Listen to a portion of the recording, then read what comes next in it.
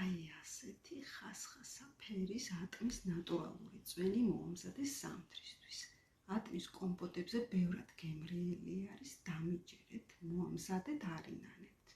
მე გამოვიყენე ყვითელგულა ატამი, რა თქმა უნდა, გავრეცხე, დავთალე, დავჭერი, დათლილი და დაჭრილი ატამი გამოვიდა 5 კილო, ცოტა მეტი, 5 კილო და 200 იყო, დავასხი 10 ლიტრი წყალი, შემოვდგე გასქურაზე და ვადუღე 15 წუთით.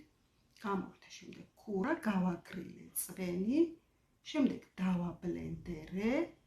მე ასეთ ბლენდერში მომწონს, უფრო კარგად ერთიან მასას იღებს წვენი, დავაყარე 8 ჭიქა შაქარი, შარშან 10 დავამატე და ცოტა ტკბილი იყო, ვისაც ტკბილი გიყვართ დავამატეთ 10 ჭიქა, შემოვდგე ისევ ქურაზე, მოვხატე ქაფი და ვადუღე ზუსტად 5 წუთით და ცხელივე ქაფქაფად ჩავასხი მშრალ ქილებში და უგემრიელესი ატმის წვენიც მზად.